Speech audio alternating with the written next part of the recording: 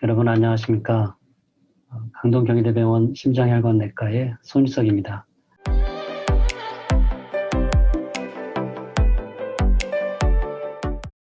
이 시간은 저항성 고혈압에 대한 체계적인 접근법에 대하여 말씀드리고자 합니다. 저항성 고혈압에 대한 간단한 소개와 어떻게 접근할 것인지 말씀드리겠습니다. 저항성 고혈압은 정의상 인유제를 포함한 적절한 용량의 3제 이상의 고혈압약을 병용했음에도 불구하고 목표혈압인 140/90에 도달하지 못한 경우를 말합니다.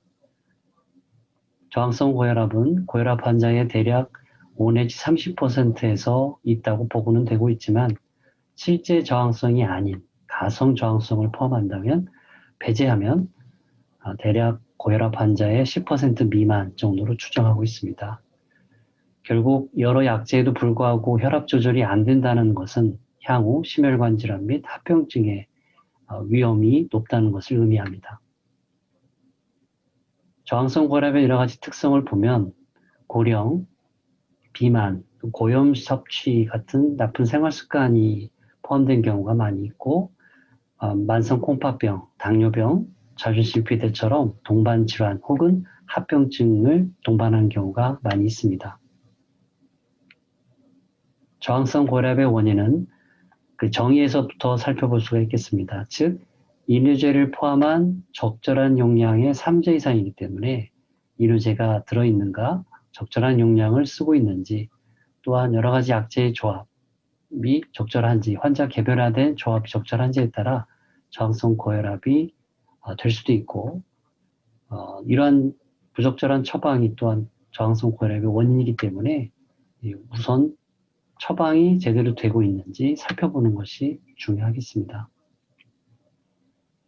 또한 중요한 원인 중에 하나가 결국 고혈압은 혈압을 측정해서 진단하기 때문에 제대로 혈압 측정했는가. 한 논문에 의하면 저항성 고혈압으로 의뢰된 환자들을 제대로 측정을 해보니까 3분의 1은 아니더라. 즉 부정확한 잘못된 혈압 측정이 저항성 고혈압의 가짜 원인이 되기도 하고 실제 저항성인 경우 부적절한 치료, 그다음에 백의 효과, 환자의 수능도 문제 등이 거론이 되었습니다. 저항성 고혈압의 원인으로 좀 전에 말씀드린 결국 부적절한 혹은 잘못된 혈압 측정이 저항성 고혈압의 원인이기 때문에 이런 것을 저항성이 아닌 가성 저항성이라고 표현을 하고 측정 전에 충분한 휴식을 취하지 못했거나 부적절한 자세, 또 큰 팔에 작은 커플을 사용한 경우도 원인이 될 수가 있겠습니다. 청지법 혈압 측정을 할 때 노인에서는 딱딱한 동맥 때문에 실제보다는 높은 수축의 혈압이 측정되는 가성고혈압이 있을 수가 있겠고요. 잘 아시는 이런 백의 고혈압 혹은 백의 효과가 가성 저항의 중요한 원인이 될 수 있겠습니다. 환자 측면에서는 환자가 약을 잘 안 먹으면 당연히 혈압 조절이 안 되겠죠. 그래서 통계에 의하면 환자가 혈압약을 처방받고 1년 안에 절반 이상이 중단을 한다는 수능도의 문제점이 잘 알려진 사실이고요. 앞서 잠깐 언급드렸지만 이런 적절한 환자 개별화된 처방, 약물 상효작용 등이 고려되었는가, 환자의 나쁜 생활 습관 등이 원인이 될 수가 있겠습니다. 올바른 혈압 측정이라는 거 여러분 잘 아시는 바와 같이 진료실서 환자가 충분히 혈압 측정 전 안정을 취하고 외래 오시기 전에 담배나 커피, 술 등을 섭취하지 않는 것이 좋지만 이러지 못하는 경우가 제법 있고요.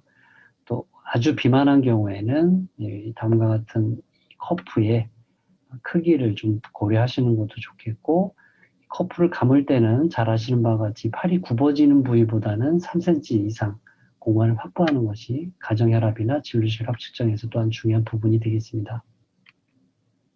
진료 지점에서도 저항성 고혈압의 간편 진단을 다음과 같이 제시하고 있습니다. 즉, 부적절한 혈압 측정으로 백의 고혈압이나 노인의 가성 고혈압, 또 이 뚱뚱 큰 팔에 비해 작은 커프를 사용하는 경우, 환자 생활 습관에서는 비만, 음주, 수면무호흡증, 짜게 먹거나 약을 잘 안 먹는 수능도의 문제 등이 고려되고 실제 혈압을 올리는 많은 요인 중에 이 관절염 환자들이 특히 노인에서 NSAID 복용을 하거나 한약, 또 호르몬, 피임제 등의 약물 복용 또한 혈압을 올리는 요인이 되기 때문에 다음과 같은 환자 측면의 요인도 잘 감별을 하는 것이 중요하겠습니다. 잘 아시는 바와 같이 배기고혈압은 진료실 혈압은 높지만 가정 혹은 활동 혈압을 측정했을 때 일상생활 중 혈압은 정상인 경우를 의미를 합니다. 배기고혈압은 진료실 환경에서 대부분 불안감 때문에 반응적으로 올라가는 경우가 많고 당연히 이제 충분한 안정을 취했음에도 혈압이 높게 나오고 환자가 불안해하시면 가정에서 혈압을 측정하거나 활동 혈압으로 감별을 하는 게 중요하겠고요. 배기고혈압이 과연 안전한가? 장기간 관찰했을 때는 정상인보다는 조금 위험이 높고 물론 실제 고혈압보다는 좀 낮지만 장기적으로는 심혈관 위험이 있긴 있고 실제 고혈압으로 진행될 수도 있기 때문에 계속 추적 관찰하고 환자에게 또 혈압을 올리는 여러 가지 요인들을 잘 개선을 하고 가정 혈압도 잘 재보는 것을 권장하는 것이 중요하다겠습니다. 2차적인 원인이 있을 수 있겠습니다. 특히 간과되고 있거나 중요한 것 중에 하나가 수면무호흡증입니다. 본인은 알 수는 없지만 아침에 자고 일어났는데도 머리가 무겁고 잠자리가 개운치 않고 낮에 자꾸 졸리고 이런 분들 중에 가만히 보면 배우자를 통해서 수면 중 숨을 쉬었다 안 쉬었다는 이런 수면 무호흡증이 의심이 된다면 수면 당원 검사를 통해 진단을 하고 최근에는 양압기라든지 다양한 방법을 통해서 메디컬 트리트먼트가 가능합니다. 또한 여러 가지 만성 콩팥병이나 콩팥 혹은 부신해 혹은 전신적인 엔도크라인 디스오더 등에서 2차적 원인이 생길 수 있는데 사실 2차성 고혈압은 흔하지는 않지만 고혈압을 진단할 때부터 혹시나 의심을 가져봐야 되고 치료 중에도 적절한 치료에도 반응을 하지 않는 실제 저항성 고혈압에서 마지막으로 한 번쯤 의심해 볼 수가 있겠고 또한 혈압에 비해서 합병증 진행이 좀 빠른 경우 혹은 과다한 경우에도 한 번쯤 의심해 볼 수 있겠습니다. 결국 의심되면 각 2차성 고혈압의 원인별 접근이 필요하겠고요.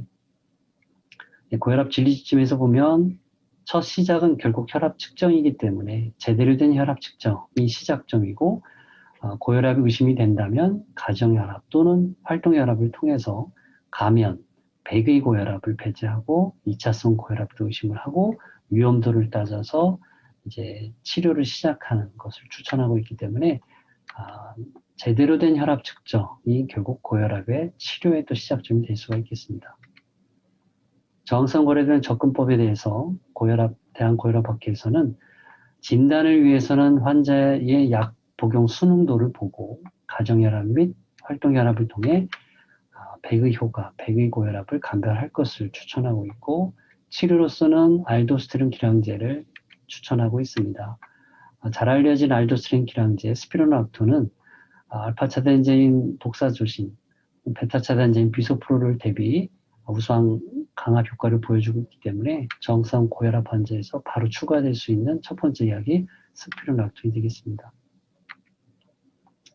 요약하면 저항성 고혈압의 진단과 치료에 있어서 가장 중요한 것은 결국 진단에 있어서 정확한 혈압 측정이 되어야 되겠다. 가정혈압 혹은 활동혈압을 통해서 백의 고혈압을 배제를 하고 노년에서의 가성고혈압 혹은 팔둘레에 비해 작은 컵을 사용하고 있는지 확인하시는 게 중요하겠고요.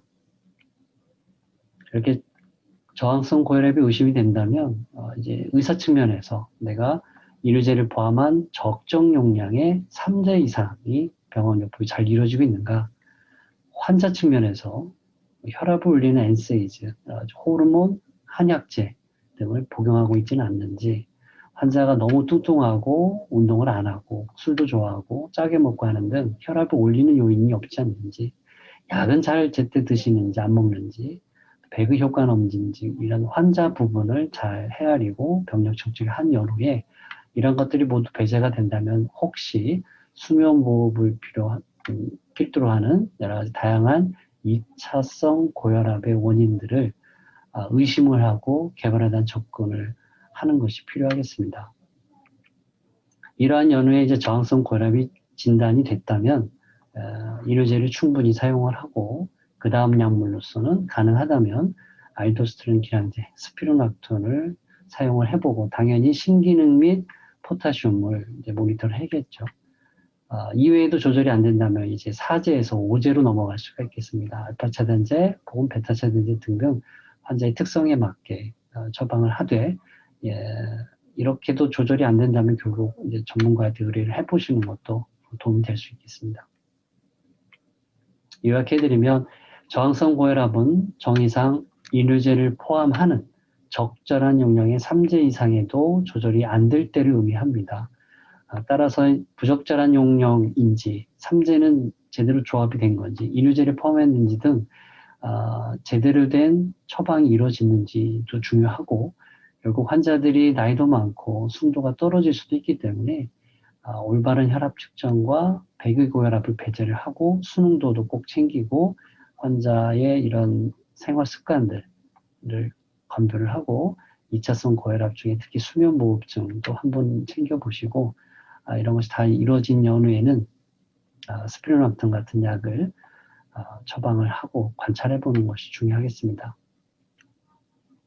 네, 끝으로 말씀드리고 싶은 얘기는 결국 저항성 고혈압은 이 저항성이 맞는지 정확한 혈압 측정이 중요하고 가정혈압 혹은 환자가 약은 잘 먹는지 생활 습관은 나쁘지 않은지 이런 자세한 환자 측면의 병력 청취와 그것들을 개선하기 위한 교육 등이 저항성 고혈압의 접근에 있어서 가장 중요하다 할 수 있겠습니다.